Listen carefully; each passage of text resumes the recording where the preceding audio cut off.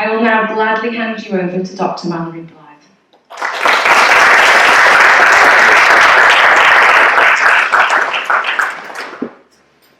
Thank you so much. It's genuinely a real privilege to be here on the island. I've never visited here before.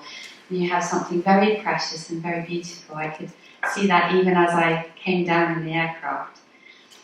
And it seems we brought a storm last night in every sense of the word. And now we're enjoying the calm after that huge electromagnetic disturbance, so we can all concentrate better. And I want you to think for a moment about whether or not your child is healthy. Your child, the child you care for, your friend's child, it doesn't matter.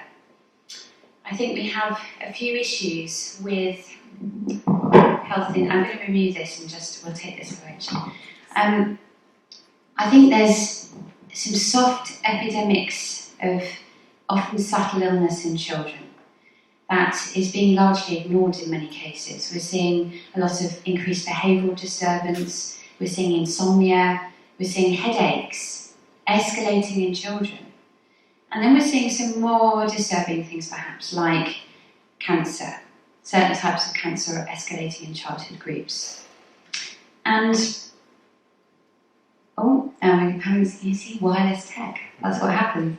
So I think we're going to have trouble with this, but what we'll do, while I speak, if you could just move that table actually forward, then that'll be just the right height, and we'll go fully hardwired, because it always works better. You get much better reliable signal security. So it's one thing really, I think, we've kind of got this culture now that I'm concerned with, where if somebody complains of a minor illness, we sort of say, MAP, it's fine, you're not going to die. And it's one thing to do that with our own health, which I would not advise, but it's another thing altogether to do it with children. I think we need to really be encouraging children to discuss, to listen to their bodies and discuss with you in a healthy way if something doesn't seem right. It's a problem if a child isn't sleeping. That's right. Can you bring the table? No, we don't need that laptop at all. So if you just bring that table forward, we can just pop this one on it. That's fine. Just right here, and then we'll put this on. Let's see if you can pop that on there. So we need to be paying attention to our own bodies and to our children's, because we've kind of arrived in this place where we're ignoring subtle signs of health. And it's those subtle signs that's where we want to manage health. So subtle signs that is called preventative medical care. Because if we pick up there's something a little bit wrong and we deal with it at that point, who knows how many more serious health effects we just prevented. Now, this is a huge question, and not one that I intend to answer on every ethereal level in this lecture, but in a very crude sense, I can tell you that to doctors like myself, I used to work for a while in emergency departments and intensive care departments, and when we're not sure, and sometimes genuinely we're not sure, sometimes there's no pulse and there's no breathing, the way that we try to detect is there potentially resurrectable life in that organism is by looking for electromagnetism, because that itself is the essence of life on a very crude level. You can see a muscle action potential up there on the left, and then that's the heart tracing, the ECG, and those are the brain waves, the EEG. You'll all be familiar with these things. And that is the electrical output of your bodies showing that life force coming out. If we don't see these things, there's no life in that organism. It's that simple. But you're not just an electrical organism that pushes out these electromagnetic fields. You're designed to receive them as well. You're two-way transmission antennas. Your DNA can be described as a fractal antenna. And we pick up on these very subtle cues in our environment to regulate things like our circadian rhythm and give us healthy sleep-wake cycles. And that's really important. Now, the electromagnetic spectrum is quite vast, and you'll see ionizing radiation up here on the right, and that is X-rays, gamma rays, cosmic rays. Please do come and sit down. And those we've known for many years can disturb health in a variety of ways, but these can cause cancer via ionization. But for many years, we were told that the non-ionizing portion, below that in terms of frequency, was not doing anything, was relatively biologically inert, was not important. That is absolutely not true. And you will know it's not true because you'll see blue light in there in the non-ionising portion. And many of you will have seen on the TV or read in newspapers how blue light is altering our physiology. And it absolutely is, because we're getting blue light at the wrong time of day. If we have blue light mixed in sunlight, that lovely crystal clear blue sky that we see in the middle of the day, that's something our body cues in with in an important way. But if we see that same high intensity of blue light in the evening, totally different story. So you already know that these lower areas can interfere with physiology, but there's actually far more evidence than you might be aware of for not just the microwave, radio wave portion in the middle here that we use for our wireless communications, but also the low frequency fields, the household wiring and high tension cables. They also have fields that can absolutely interfere with health. I'm going to concentrate in this particular lecture on this set, which are in the radio frequency portion. And new devices come on the market every day. And unbelievably, there are things like nappies for newborns that can tell mummy when it needs changing so that she doesn't have to worry about it. So there's all these weird and wonderful things, and exposures are escalating very fast to this particular type of radiation. Now, many people, when they try to relay concerns and they tell you, don't worry about this, it's been in our environment since before the dawn of man, it's natural, it's always been there. You might hear this a lot, and it's partially true. There is radio frequency and background radiation, but nothing like what we've created recently. We now have a billion times higher signal strengths or intensities. And in addition, than natural background radiation, and you can see here in green the frequency distribution of it. So you see how the green part dips at around 1 gigahertz. The other colours above that are anthropogenic or man-made fields that we've created in the 50s and the 80s and then in 2010, and it continues to rise. So we've filled in, with our radiation, the very part of the spectrum that naturally was a radio quiet zone.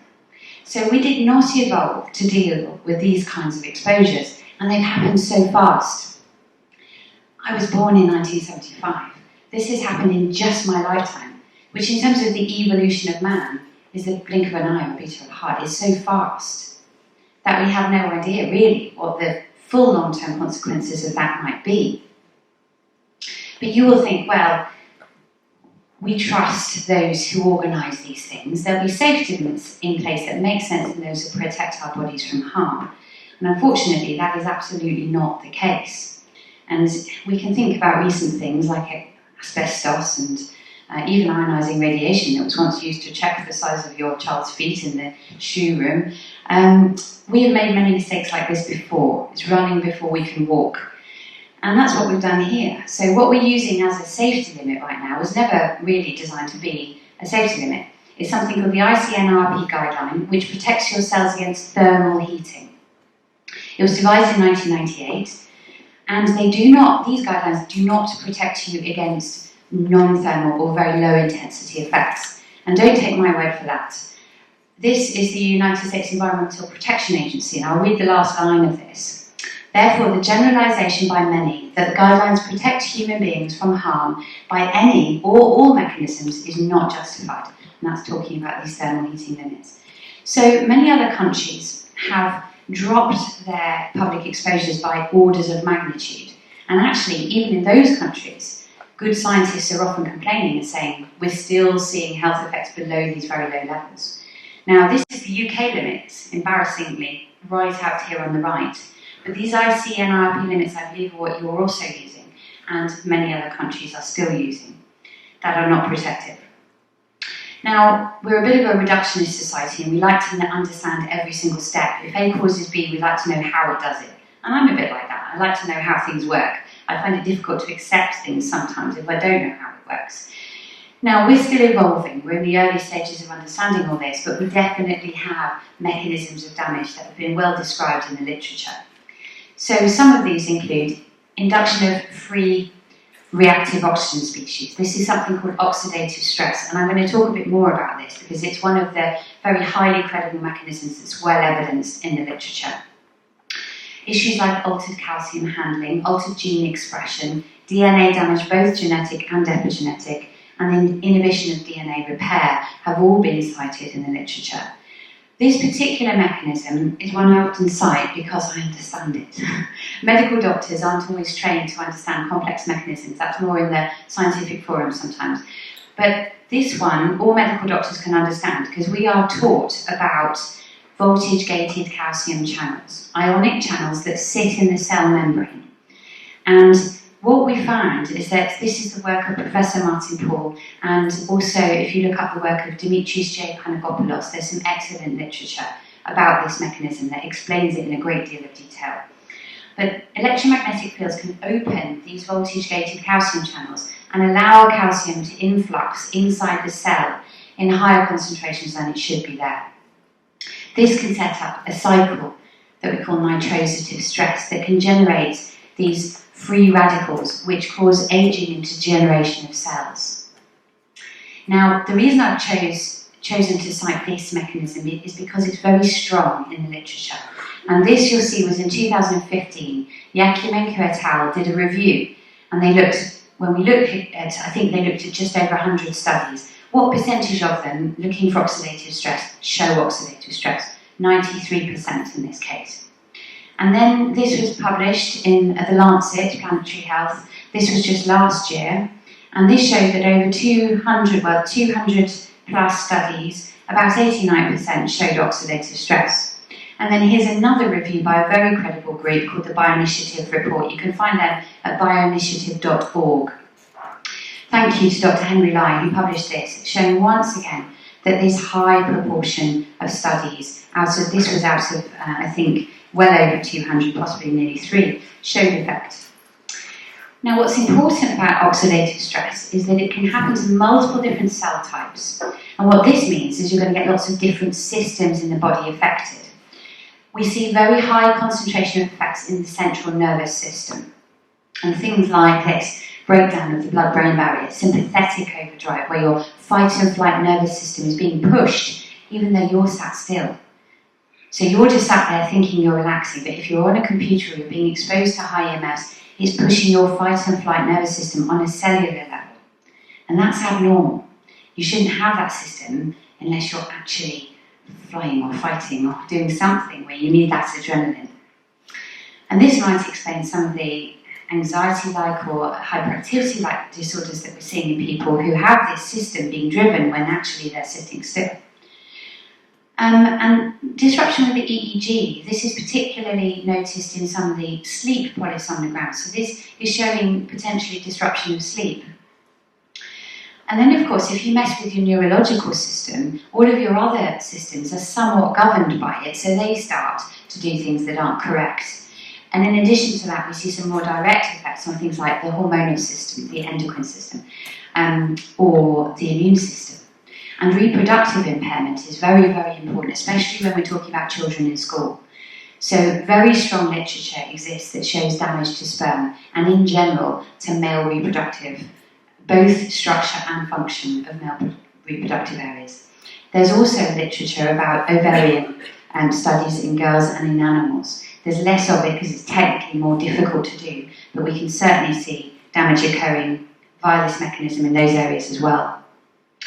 Now, in terms of, we've mentioned that there's this multi-systems affected, and these are all different conditions that we know oxidative stress seems to be higher in. But to bring that back to the EMF debate, these are some conditions that many years ago I picked out as finding literature that showed these seem to be linked to EMF exposure.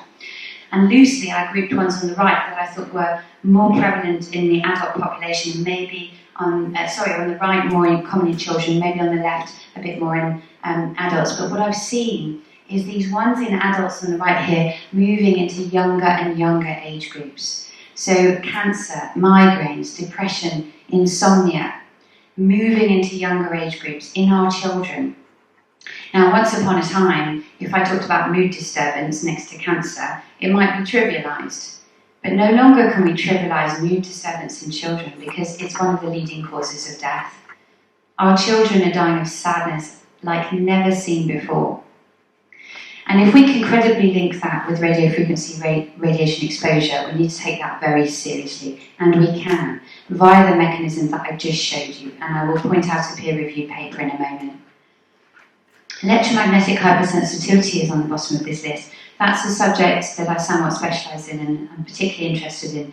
This is a real physical condition, and the general medical awareness, certainly in UK mainland, about this condition is appalling. Most people haven't read the scientific literature and falsely believe it's a psychological condition. Now, I give whole lectures on this and I could bore you for several days with the evidence to show that it's physical. But generally what it means is some people get headaches or insomnia or mood disturbance, heart palpitations, dizziness, a variety of really unpleasant and sometimes debilitating symptoms quite quickly after they've been exposed to this kind of radiation. So, in terms of generalised literature reviews and the evidence base, there are many, many papers. So, there are over 27,000 papers in the database called EMF Portal, for example. Now, of course, there's inconsistency, absolutely. These are biological systems, they're not linear. That means that they can behave in quite unpredictable ways. But when you look at effects that would credibly be caused by EMF, quite often around 70%-ish of those papers demonstrate harm. Higher in some categories, like oxidative stress, lower in others. But you actually don't need the majority to demonstrate harm to show that it's there. It's a fallacy. You would never expect 100% of papers to show harm.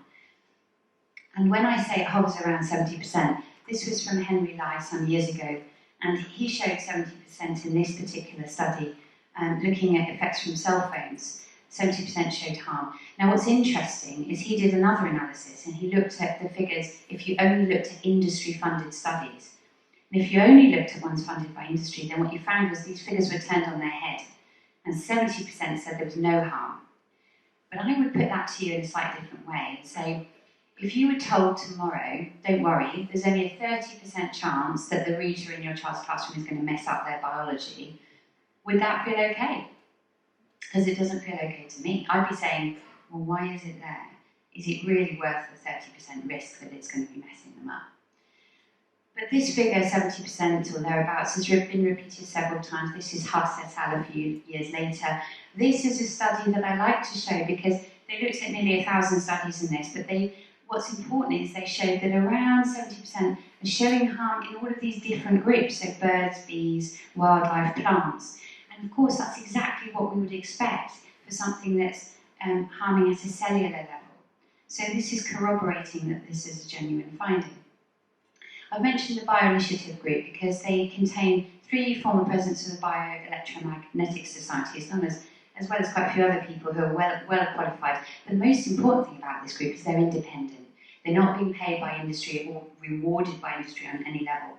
And they've analysed the literature many times and found lots of different health effects. Don't try and read all my slides. They'll be made available to you at a later date. But one thing that's important, and you can go away, I think it's very important that none of you take my word for this, but please do try and do some of your own research. And when you go to their website, bioinitiative.org, you'll find lists and lists of papers.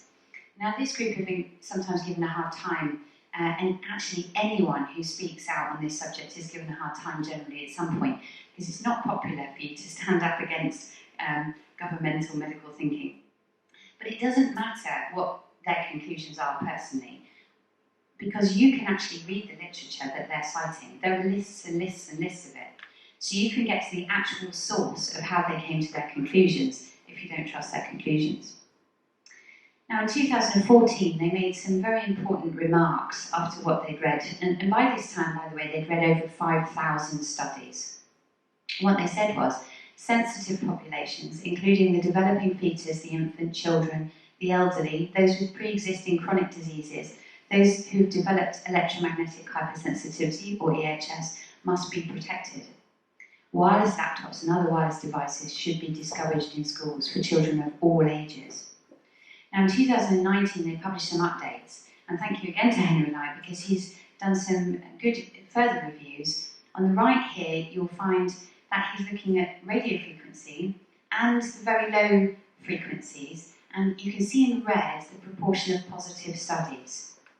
And this was in total, that was over 130 studies. And then on the left here, this is looking at what I mentioned, oxidative stress and DNA damage, as seen by the comment assay. And again, in red, those are positive studies that showed those kinds of damages. Now, this is something I hope you all know. Radiofrequency radiation was classified as a Group 2B possible human carcinogen quite a long time ago, 2011. What this means is that they thought that the International Agency for Research on Cancer said to you, this might be causing cancer in humans.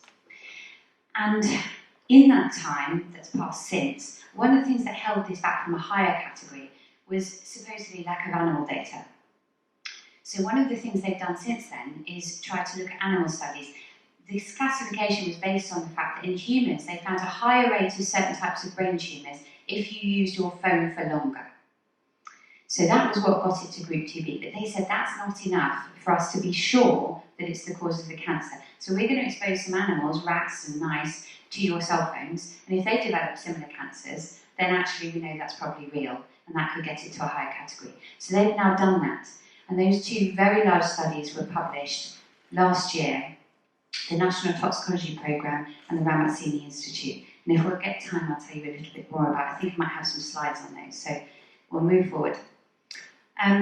Now this was the World Health Organization only a year later, after that designation in 2011, saying we're predicting a tidal wave of cancers. So you kind of think, they've just said this might be causing cancer and this is escalating, but they all went, why are we getting this tidal wave? And the CDC in 2018 demonstrated that lots of different types of cancer in children were escalating. Renal, hepatic, thyroid, brain, liver. Many of these can be credibly linked with the MF exposure. In the UK, this was published last year. This is Alistair Phillips, Dennis Henshaw et al., looking at glioblastoma multiforme. This is a specific type of brain cancer that has been linked with radiofrequency radiation. Unfortunately, it's rapidly fatal. It's got a 5-year survival of almost 0. We do not know how to cure this tumour. Now, it's a rare tumour, that's a good thing, but it is rising. We've seen lots of newspapers saying, oh, cell phones can't be causing brain cancer because if it did, it would be rising. Now, there's a couple of problems with that. One is that we know it's often decades from the height of exposure to manifestation of cancer, so we wouldn't necessarily expect the rise yet. But in addition, actually, we have reliable data like this from the National Office of Statistics that shows us, in fact, they are rising, specifically the cancers that are associated with RF. But then they'll say, but it isn't as serious as X-rays or smoking, which are in Group 1 category. They are known human carcinogens. Well, in 2013, a couple of years later, Leonard Hardell and colleagues, and Leonard Hardell has done some of the highest methodology research looking at this link than anyone else has done. His data was used in that IARC designation. And what he said a couple of years later was, actually, the link with glioblastoma multiforme and another type of tumour, and I want you to remember the name of this, schwannoma. In this case, it was acoustic neuromas. Not surprising, because they're right where you use a cell phone. Acoustic neuromas happen in the nerve sheath tumour of the ear nerve. He said these two types of tumour, schwannoma and glioblastoma multiforme, satisfy the Hill criteria for causality from cell phone use. Now, what that is a whole set of 9 points that we use in the medical and scientific forum to decide does A cause B, and it satisfied these criteria, which is, a valid scientific test. So on the basis of that, he said, no, actually, I think this is as serious as X-rays and smoking and asbestos. This should be in Group 1. Now, that was in 2013. I told you that the data's got much stronger since then, and so it has. This is the NTP study. It was published last year, massively funded. A belt and braces approach with far more review panels than they normally use to assess toxicity. And what did they tell us? They got clear evidence for heart schwannoma. So this was a nerve sheath tumour, like acoustic neuroma, which is also a nerve sheath tumour. Now, acoustic neuroma in humans is actually normally benign, but these animals had malignant schwannomas in their heart. They weren't using their cell phone to their ear. They had a whole body exposure. And what did they find next? With slightly less high statistical significance, but they found evidence also of glioma, the other type of tumour we'd already found in humans. So this whole experiment was designed to see if we replicated those findings, and we did. And then they found a whole load of other types of tumour that didn't reach statistical significance, but nevertheless they felt were noteworthy in terms of their evidence. Now, there was loads of criticism, as we expected of this study. Nobody wanted to hear this. It was the opposite of what they wanted to hear. And one of the criticisms was, but you use very high intensities of exposure. Now, they did use quite high. The lower bracket was, however, still the kind of intensity you might get from your cell phone. And when you want to test for toxicity in animals that don't live very long compared with humans, and in a small subject pool compared with humans, of course you test to a higher level. That's the way they test all chemicals for carcinogenicity as well. So it was actually a totally valid methodology. But this study cannot be argued away in the same way. This was the Ramazzini Institute from Italy, another gold standard methodology group, very prestigious. And they use low intensity radiation that you might get from a base station instead of a phone. What did they find? They reinforced the results of the NTP. They also found the same histotype observed in that study. And they called on the basis of this for an urgent re-evaluation to redesignate this at a higher category. And IARC have said this is high priority, but they're not intending for this to happen for at least 2 to 4 years. By which time the rollout of 5G could make this a little bit late.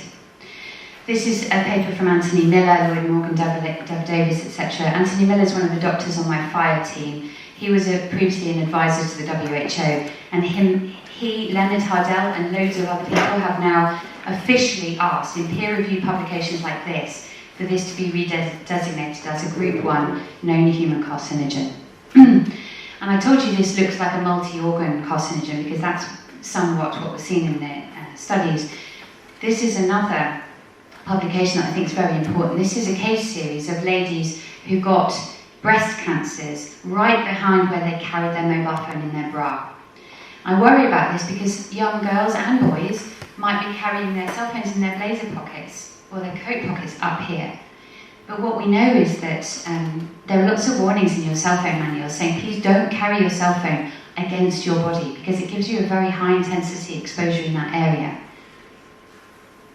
Now, if we're going to talk about children's health, I'm sorry you can't see this, but I'll try and get this up onto my website. This is the National Office of Statistics data, and I'll tell you what it shows, but it shows that right at the top, this is girls and boys aged 5 to 19 and the highest causes of death in those groups.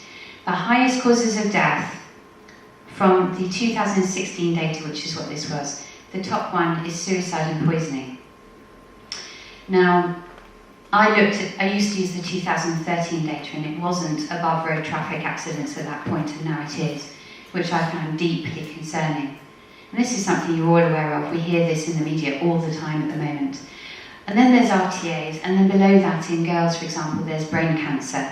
In boys, there's hematopoietic tumours, lymphoid tumours, which can also be credibly linked with RF. And I'm not trying to say in any cases this is the only cause. That's not generally how cancer works. It's often a constellation of causes. But if it can credibly be shown to increase risk, then we need to look at that risk versus benefit equation incredibly closely. Now, I told you there was peer-reviewed published evidence linking that mechanism that I first told you about with neuropsychiatric effects, including depression. This is one of those papers. This is Professor Martin Paul saying how that exact mechanism caused by EMF can lead to these kinds of effects that might change the mood in our children. But there are actually lots of other types of papers, even ones looking at changes in animal behaviour, that show us how changes in neurological function and neurotransmitters can translate into behavioural changes and mood changes. In that particular study, he lists his neuropsychiatric effects as sleep disturbance, depression, fatigue, concentration loss. You can see how these are quite common in neuropsychiatric symptoms, but then some of these others, headache, dizziness, burning, tingling, dermographism, dysesthesias, EEG changes, these are actually, and heart changes, these are actually, this is EHS, that's what that is. Martin, Paul and I have worked quite closely together at lecturing over the years, and he agrees, this is, what he's describing there is people who are developing electromagnetic hypersensitivity. And then I don't want you to be confused that all the literature is about mobile phones, because Wi-Fi, just like the Ramazzini Institute study, is also using RF. It may be at a low intensity, depending on how you use it, but it is part of that same group. So he's published explaining, we mustn't forget how important Wi-Fi is in this debate. There are lots of different vulnerable groups, and here are a few of them. But I'm going to focus on children in this particular discussion this evening. They're more vulnerable for a long list of reasons. Their skulls are thinner, which means there's a higher transmission of radiation into their delicate brain tissue. They can have a higher water content in numerous body tissues, and neonates, very small babies, in particular have high water content in the brain, and that makes them very efficient microwave absorbers. If you've ever put a plate of food in the oven, tomatoes get super hot and then something next to it will be cold. That's because water absorbs microwaves very well. And microwaves, by the way, are part of this radio frequency spectrum. Your phone uses the same set of frequencies as your microwave oven, just at a much lower intensity. And all their systems are still developing. And this is particularly important perhaps in the reproductive system, and all the others. They have a lot of stem cells which are very sensitive to this kind of radiation. And you can show how the radiation can penetrate so more deeply through the brain of a 5-year-old compared with an adult. That's from a mobile phone. Thank you to Om Gandhi for that. So you might ask yourself, if the International Agency for Research on Cancer is concerned that brain cancer may be caused by radiofrequency radiation, and they've stated it is, it's group 2B carcinogen, and if our children are dying more of brain cancer than ever before, why are we not being warned to restrict their use? Well, this is a leaflet from an NHS website, and I just want to, this has been around for many years actually, I just want to blow up a section of this. It's the UK Chief Medical Officer saying, children and young people under 16, I love the very industry-friendly framing of this text, should be encouraged to use their mobile phones for essential purposes only. So if you put this out in a less industry-friendly way, what you're saying is this should be really an emergency device. We should not be using this all the time. But the problem with this very important warning was it was somewhat buried. They didn't tell me, they didn't tell parents or teachers or governors. Most importantly, perhaps, they didn't tell children. And in fact, some schools are prescribing homework on mobile phones because they have no idea that this warning exists. The problem was, it was very inconsistent because around the same time, we got the one-on-one iPad scheme using Wi-Fi with tablets, and they said, don't worry about those because it's so weak it can't possibly affect you. So the truth is though, for a tablet, it can have a SAR, or a specific absorption rate, which is actually higher than a smartphone, or certainly comparable. Now they might argue, oh yes, but it's all right because they're not putting it to their head. But we've already shown that this might be a multi-organ carcinogen. And we certainly know that the reproductive organs are very sensitive, and that's where they hold these devices, right down close to their abdomen and pelvis. Now some people might argue, I know some schools are saying, well, we're going to push the router further away, and that will solve the problem. Well, that doesn't solve the problem, for a variety of reasons. I mean, one of them is that the laptop itself is a small router. It's communicating with the router, and if you push that away, they can't use it. So they've still got the emissions. But also, contrary to popular belief, it's not all about intensity. So when you lower the intensity, if you're very unlucky, a lower intensity could actually have worse biological effect. That's because of something called a low intensity window. We have low intensity windows and frequency windows where the lower ones can actually have a more dramatic biological effect than their higher counterparts, which makes it very confusing. This is one of the things that makes this non-linear. Now, in addition to it not being all about intensity, there are all these other factors that translate to biological effects. So it depends on cumulative exposure, a bit like smoking. Your safety guidelines were only designed to protect against really short exposures. Nobody's ever looked at what happens when you're exposed 7 days a week. And we talked about windows, the type of morphology of the signal. So old-fashioned, the first radio signals were smooth sine waves like this. Each generation of mobile tech has had a higher load of information carrying data, and that creates these very sawtooth profiles that can have big pulses and spikes, and those are more hostile to biology. Whether or not it's polarised is very important. Sunlight is not polarised. Most natural fields are not polarised. But polarisation of fields can make a difference to the biological interaction. And you can read the work of Dimitris Pankopoulos on that. Now, in addition, in real life, in your classrooms, you will have things like radiators and filing cabinets that will be reflecting the fields. You'll also have loads of different devices, phones, tablets, and the routers themselves, all interacting. So they're moving across one another, and that creates potentially constructive interference, where you can get big hotspots created that are ever changing in time and space, so you can't measure them. And those might be happening in the room, they might be happening inside your body, and you won't be able to measure them.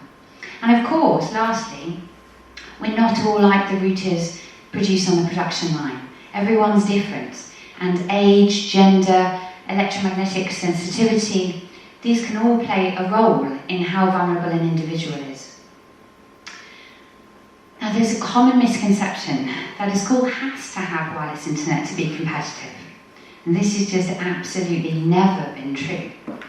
So, this was the Parliamentary Undersecretary of State for Schools. Now, this is quite old, but I have recontacted them to update this and say, have you changed your position? No, they said they hadn't changed their position. But there's no requirement for a wireless network for an ICT mark. And why should there be? Because internet can still be provided. A lot of people misguidedly think that when we talk about wireless, we mean internet. Of course we don't. Ethernet cable gives a more reliable signal. It's got better longevity. It gives faster data transfer speeds. So the highest tech groups on the planet, like the military and the big IT gurus, they use hardwired internet. And if the military can do it, so can a primary school. Accountability is very, very important in terms of moving forward, because nobody wants to read this literature. Everyone defaults to, well, somebody who's bigger than I am says this is all okay. But in a court of law, that doesn't always work. So it's amazing how people start to read the literature when they think they might become accountable, that they could be held accountable. But we do look naturally to our health protection agencies. I certainly did. 10 years I worked in emergency rooms and many other specialist areas of the hospital, and I never once questioned that those governing my practice within the NHS may not be well oriented. It never occurred to me. But when I moved out of hospital into research in this area, I was somewhat horrified by what I found. And this was one of the things that I found, was that the safety guidelines that we are prescribed from UK mainland come from a group called AGNIR, AGNIR, and they wrote a report in 2012 that is the basis of all the advice to schools in the UK mainland. And in that report they said, they made an executive summary. Oh, and by the way, before I move on, this is a really important critique of that report by Dr. Sarah Starkey. She's a neuroscientist. And she looked through all of the data that they had available to them when they wrote the report to see if their conclusions matched the data. And here's what she found. So this is a snapshot. I've got about 6 slides on this, but I can't show them all tonight. The executive summary of this report, which is all that most people read, said, taken together, these studies provide no convincing evidence of health effects of RF below internationally accepted guidelines. Now, they looked at lots of different data sets, but she's pulled out some of the more dramatic controversies. And she showed that of the available literature, 78% of studies looking at male fertility found damage. 94% found damage to proteins. And 100% of studies that she found available for that time period showed cell membrane damage. These are important things. These can translate to serious health effects. So the question she asked was, why on earth would they do that? They were tasked with protecting children amongst other people in the population. Why and how did this happen? she questioned, could it be because the chairman of this group, at the time of writing this report, was a chairman for one of the standing committees in ICNIRP at the same time that he wrote it. What that means is that the people tasked with assessing the validity of guidelines partially helped to construct those guidelines, which is a massive conflict of interest. Now, in that name, the I in that name, well, they describe themselves as independent, this group. And clearly they were not independent. Now, when we're looking at accountability, we will naturally look to organisations like that, and if we fail to find accountability there, I'm not sure that we should fail to do that, but if we do, we might look to the Wireless Association and say that the problem is that telecommunications industry have never told you this is safe, and they've actually been very clear about that. They've not once told you it's safe, according to their Vice President. In fact, in your info section of your phone right now, if you were to get it out and look at it, you'd find a whole load of warnings telling you your phone is not safe in the way that you're most likely to use it. It will tell you that rodents that use your phone may have got extra cancers. It will tell you that you've got to hold it a certain distance from your body. And in some devices, like printers, that distance is of such magnitude you can't touch the device, you can't actually use it, but that's what it says in the manual. But of course nobody reads the instructions.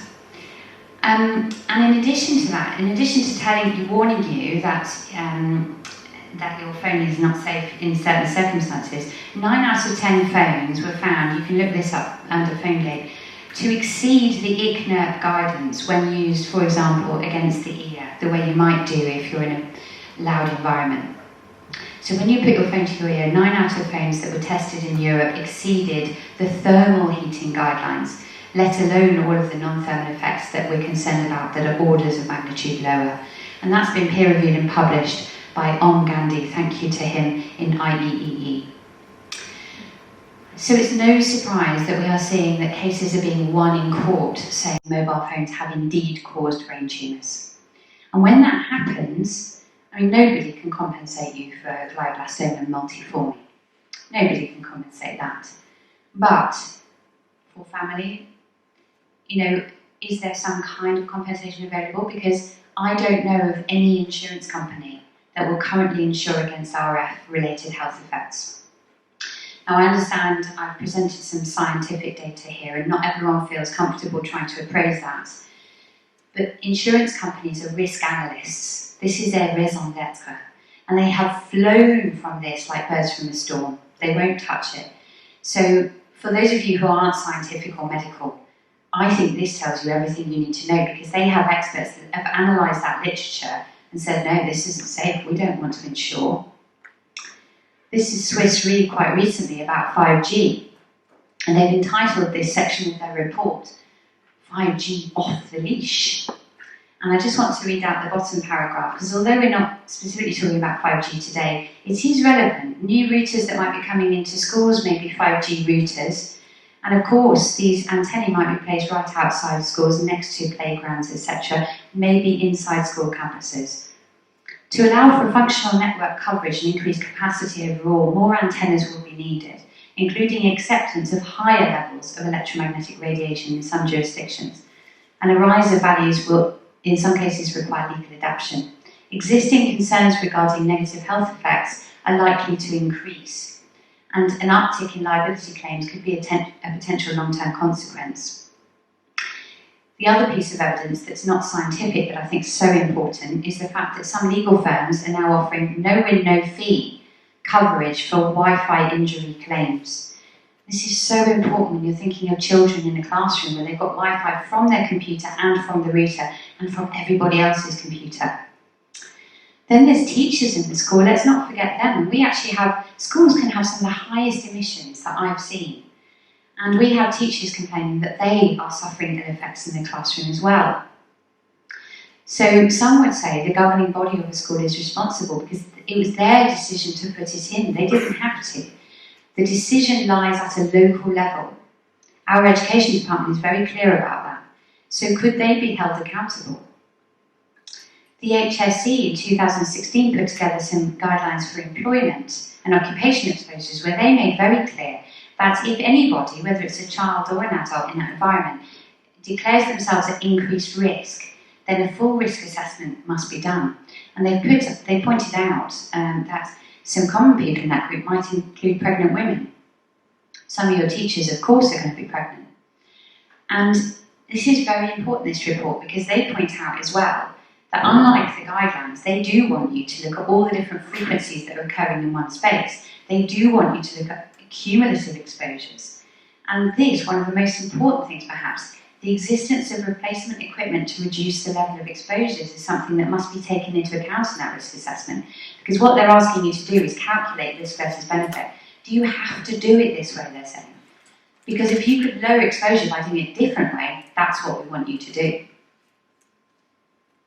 UK litigation is progressing. We have people with EHS, both adults and children, having verdicts via judges in courts of law saying that they are disabled by that condition. What that means is that they must be accommodated in a low EMF environment. We have a brain tumour case progressing, and this will continue. Abroad, there are multiple brain tumour cases that have already been won and a class action currently in the States. But of course, when it comes to safeguarding a child, I'm concerned that I'm seeing schools immediately abdicate. They may have parents that actually have a much higher knowledge level than themselves. In some cases, medical doctors or scientists saying, I don't want this in my child's classroom. And instead of looking a little bit at the literature or listening to what they have to say, they're going, oh, the DfE says it's fine, or the Department of Health says it's fine, therefore it's fine. And I really want to discourage people from doing that and actually think about it and listen to those parents. Because we are all accountable. When it comes to a decision, if somebody's informed you of a risk, you become accountable at that very moment. Now, we all sign consent forms if our child does anything, like goes on a museum trip or crosses the street.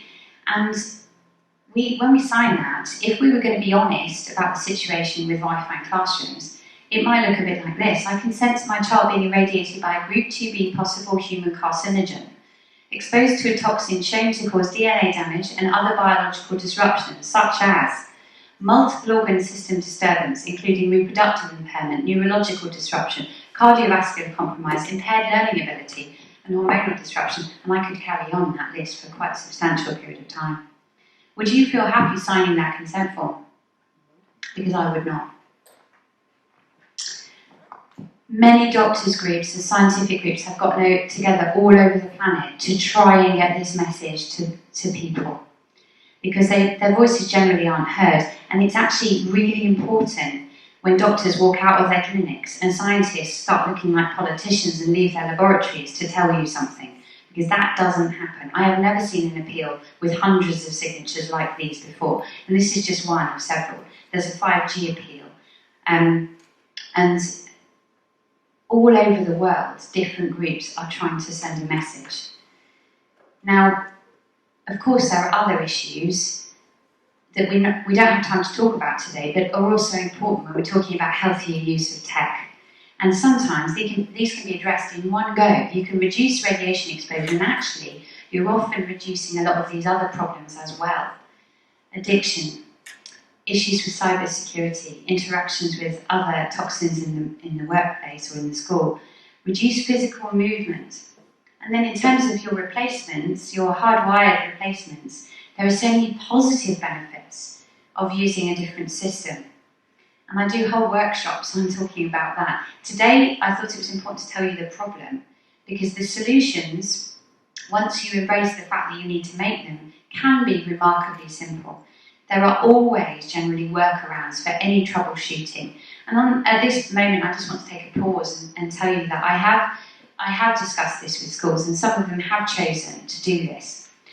And one of the primary schools I did it with, I warned them and I said, you know, some staff are going to be a bit annoyed. It's like any habitual change.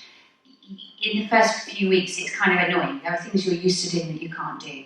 But we will work around anything. So I'll come back in a couple of weeks, you can tell me all the problems and I'll help you troubleshoot. I didn't hear anything. In a couple of months, I went back to them. I said, tell me all your problems. And the head teacher said to me, we don't have any. And then she was quite emotional. And she said, we are so happy we made this change.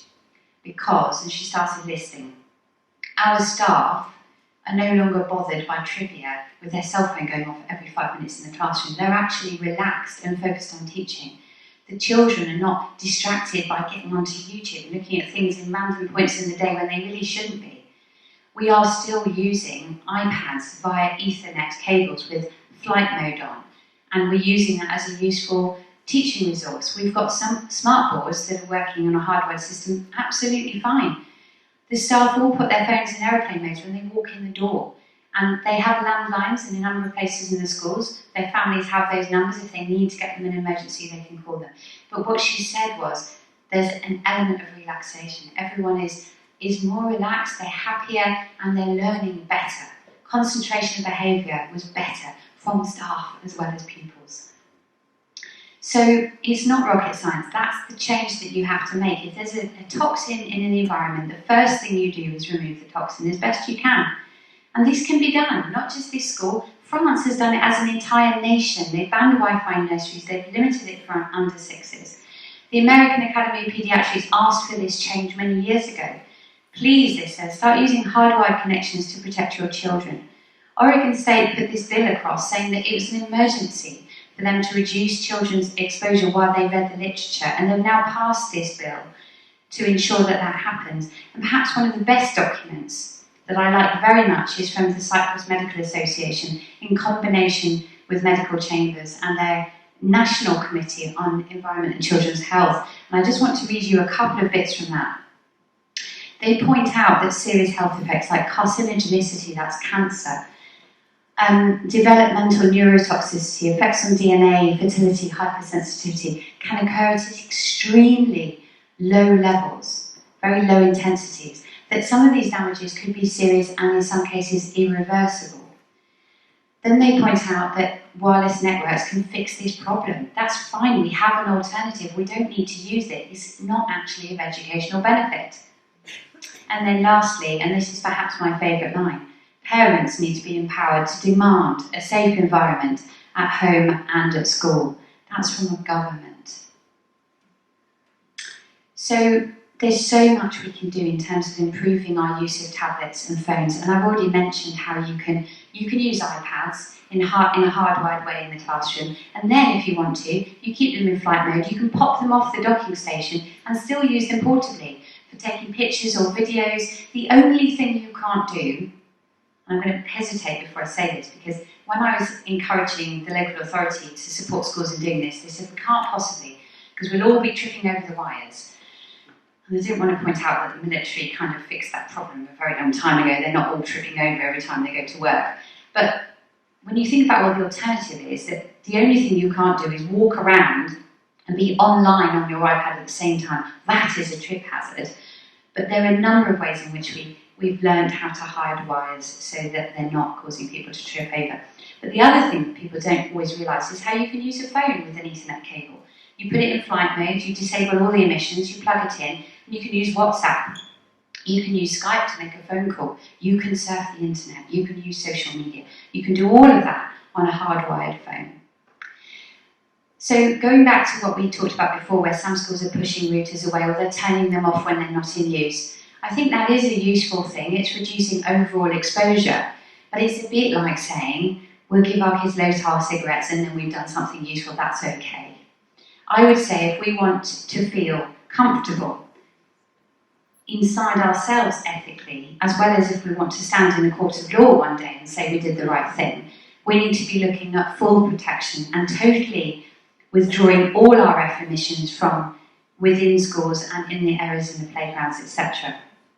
And we can do that using hardwired alternatives. And you guys already have a very expensive and, by the sounds of it, very excellent hardwired system being placed into this island. And people can feel a bit overwhelmed because they look at their life and there's so much of this tech going on in it. But we can follow some other countries who are doing this so well. We follow France with mobile phone free schools and Wi-Fi free schools. We follow Russia with much, much lower public safety limits. Follow Sweden, as Professor Johansson will tell you, where they are recognising EHS under the Disabilities Act. Following Cyprus with these fantastic informational campaigns. Following the USA with paediatric statements from doctors saying this is so important. And following Italy with successful litigation leading to compensation and protection, because it's amazing when people are having to start paying large amounts of money in compensation that practice then changes. So in summary, this type of radiation at non-thermal, very low intensities can cause serious biological damage. Present safety standards must be revised, they are not protecting health. Multi-systemic diseases that can be related to this are rising, and one of those endpoints is cancer, but many others that are actually really relevant to our children are also increasing, and some of those are also terminal. Children are more vulnerable for a variety of reasons, but we can immediately start protecting them. Accountability is evolving, and that may become a very important thing to governing bodies and head teachers. Further RF deployment is unforgivably irresponsible. So the time for precaution, people often use the precautionary principle, and don't get me wrong, it's important if you're not convinced that this is a problem. But I think the time for precaution was kind of in the 70s when this started to evolve. This really is an emergency situation for children at the moment. So I put together this leaflet. It's a trifold leaflet that will be uploaded shortly to my PHIRE website that you can download if you want to try and help educate your school about this issue. And it's got some very basic, strong scientific points. There's one on 5G as well. And it basically explains how oxidative stress is very well proven, and this can lead to a lot of different endpoints. Now please, if you are compelled by some of what you've heard today, then keep reading, do your own research until you feel confident you can make the right decisions in your own life and with your own children. And if you'd like to, feel free to join my group. It's free to join. It's a charity, we're part of a registered charity called the Radiation Research Trust. And when you go to the join part of our page, which is phiremedical.org, you can actually say which group you'd like to join, because we have specific groups for educators and people that want to help with vulnerable groups, etc.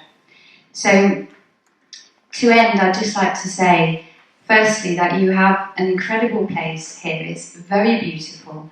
And you have a unique opportunity. You guys have independence in a way that a lot of people in UK mainland right now are craving.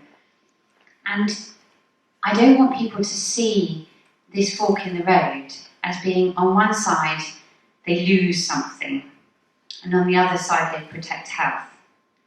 On the one side, they choose 5G. On the other side, they're losing something that they thought might have been important or protected. What this is really about is that you could choose a different future which is equally techy. You can use your hardwiring to do all the things that you might have done potentially before, with possibly a few exclusions, but what you get back for that is an unusually healthy population. People, I was told that you might be wanting to increase your population on the island. I'm not sure why you would want to, but if you do want to, there are people all over Europe and all over the UK mainland who are desperately fighting 5G, who want a safe place to come. You have an unusual bee population that are so healthy that you're exporting your queen bees. This kind of radiation is particularly harmful to insects, so you could preserve that. You could have a sort of wildlife sanctuary at the same time as improving health for your citizens and be a shining example. It doesn't stop you one day changing your mind. But please don't rush into a decision when there is such a strong scientific base that it's the wrong one. Thank you so much for listening, and we're so lucky to have Professor Ole Johansen here. I know that he's going to, along with me, answer your questions, and I'm hoping you have lots of them. Thank you very much.